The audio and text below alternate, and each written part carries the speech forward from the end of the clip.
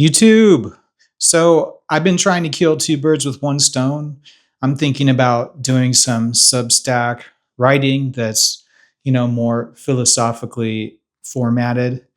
And then coming here and trying to free form it so that it sounds more natural. If I can do that without re-scripting it, that would be good. So that's what I'm going to try to do here because I can deliver the Substack writing exactly like it is, and it can sound pretty close, but that's not really good for YouTube. The good thing for YouTube is to deliver it naturally, which would be to sort of speak the writing itself and then deviate onto like personal anecdotes and things like that in the process of delivering it.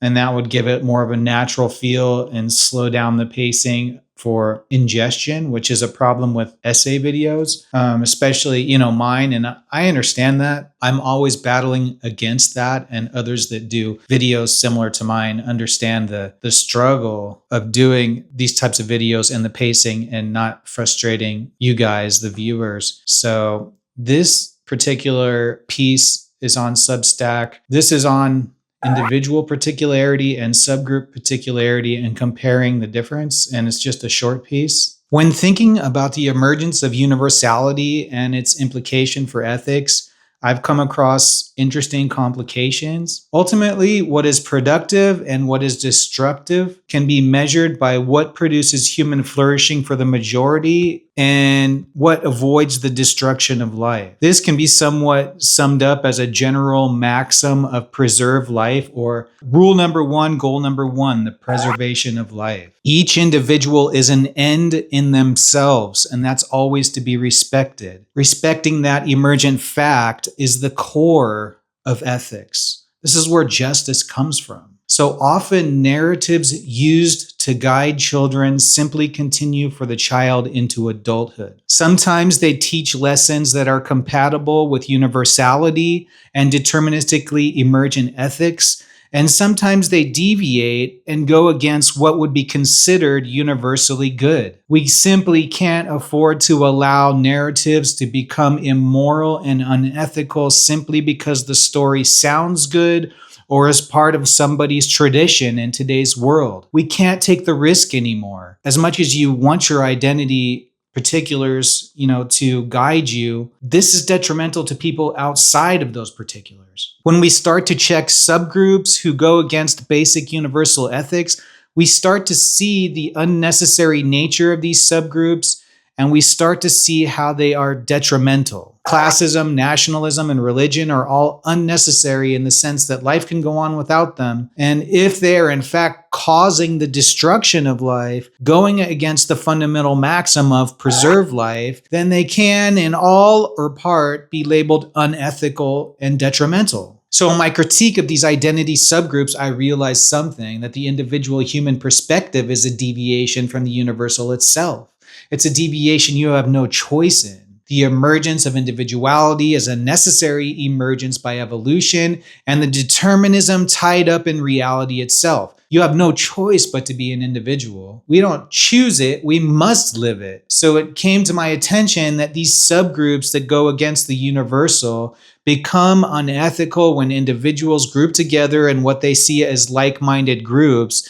Then those groups take on a life of their own and feed back to the individuals. Ideas cause just as much as a rock rolling down a hill when adopted by willing agents. They have hard causal power, ideas do. It's just kind of like a lateral cause rather than a vertical cause. So in this feedback, there's a forgetting about the universal foundations or an intentional avoidance of the universal. Those deviations lead to unethical actions up to and including pseudo-justification of criminal actions. I took a long look at the possibility that subgroups themselves were unethical. At least by cause alone, they seem to be more damaging than helpful in a lot of cases. So I remain skeptical about subgroups in general, and I stand behind the language that they should be identified as subgroups and nothing more.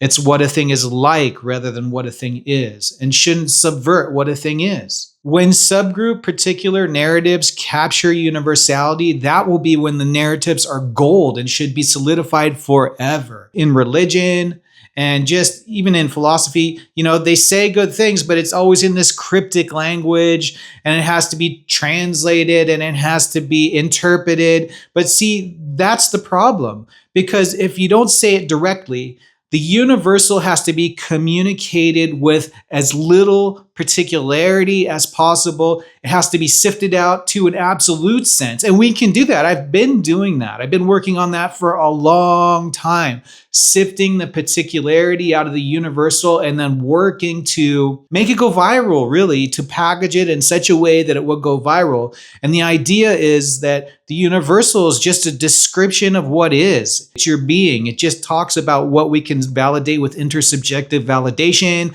what we can validate with scientific measurement. And maybe it takes a little extra and tries to describe things just outside of what we can see, what's implied from reality, but it doesn't go any further than that. That's universality. And then we come in with ideology, which for me, the one that I'm working on is universal humanism.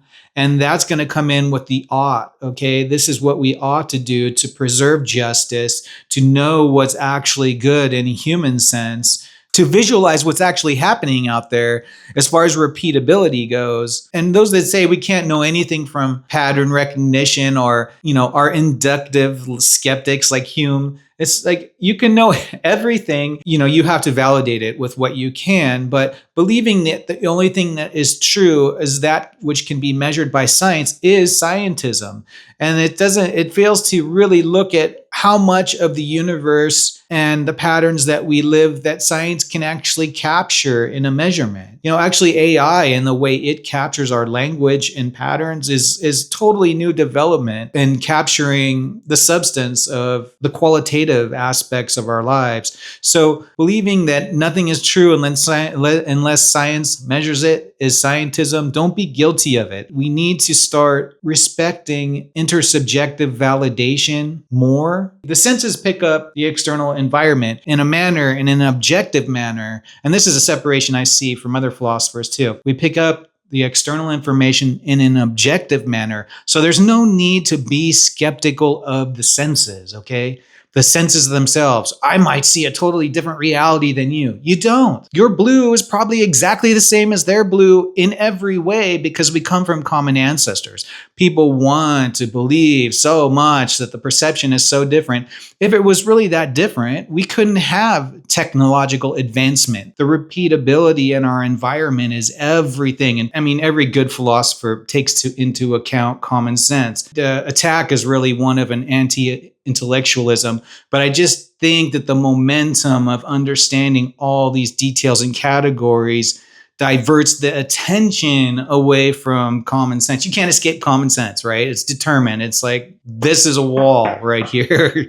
You can't escape it. I began to wonder how much of the deviation of the individual from the universal is unethical. I reject the idea that humans are born impure somehow, as consequence is the true measure of a man. So comparing subgroup particularity with individual particularity, the main difference seems to be choice. Individuals can't choose to deviate from the universal. They're determined to do so, but subgroup particularity is a choice that feeds back to the individual.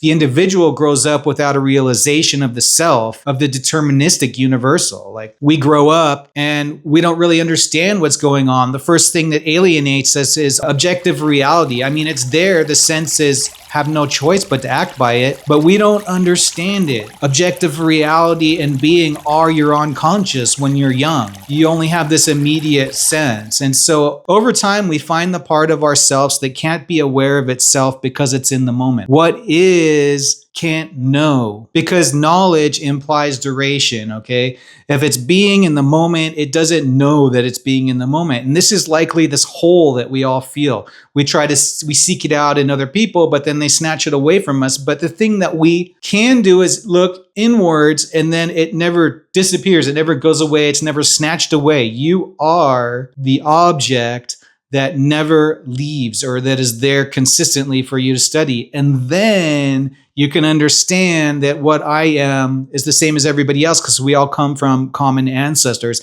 And so in understanding yourself, you may very well begin to understand somebody else who's looking to other people to deliver themselves back to themselves better than they understand themselves because they never looked inwards and they've had their objective being snatched away from them by by looking at it backwards, okay? As soon as we start to look at it as ourselves as the example, it's never snatched away. And then we start to see our connection to objective reality. And this is where we become connected to morality and true justice.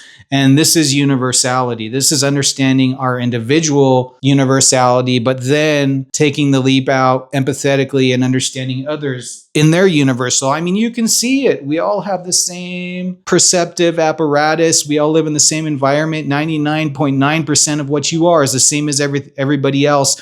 And we're absolutely hyper-focused on the difference.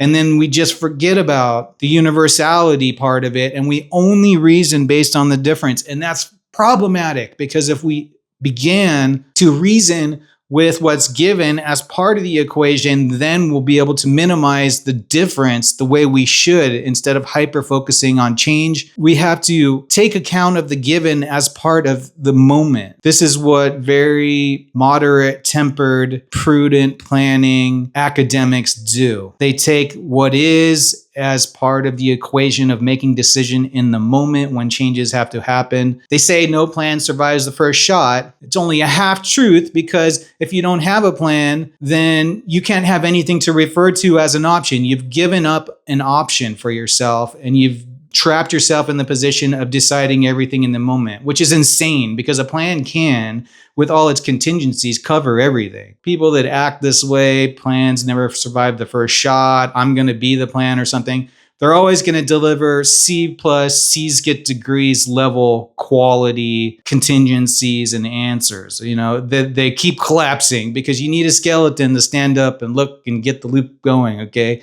You need planning to stand up and see what's going on. So individuals, you know, they learn about who they are over time. And then some identity groups try to prevent you about learning about yourself in order to maintain your loyalty to the identity particular group. If you learn about yourself, all of a sudden you're not going to be as loyal to them. So they have an interest in trying to get you to not learn about yourself. And it's kind of like the Christian story of eating from the tree of the knowledge of good and evil. The core of it is anti-intellectualism. Honestly, technically, not a problem as long as you teach universality in that you're human beings first before you're Christians, Muslims. You're human beings before you're these things, right? This is the naturalistic fallacy, confusing what a thing is with what a thing is like. I teach that being precedes identity, existence precedes essence, and so we need to give the most important role of universality to being in existence, and that identity particularity should never turn around and subvert the determinism of the emergence of life. It's respecting life. It's treating life as sacred. And if this life is a test, the way religious people think it is, what more of a grade could you get, or what better grade could you get than respecting life and promoting the flourishing of humanity in general? Sure, there has to be punishment for those who go against that. And the punishment is a reaction to an affirmation, a wrong affirmation that goes against universality. Everybody remember, some people are affirming, some people are reacting. Pay very close attention. Don't fail to pay attention to who's causing and who's reacting and say they're all doing the same thing. They aren't. You need to see who's initiating and who's reacting. And sure, sometimes the reaction will become a new affirmation if the cause is a persistent one, because people confuse cause and reaction all the time. So there is a physical universal. It's a physical ancestor that we all share in the past. This subgroup takes on a life of its own. When the willing agents join,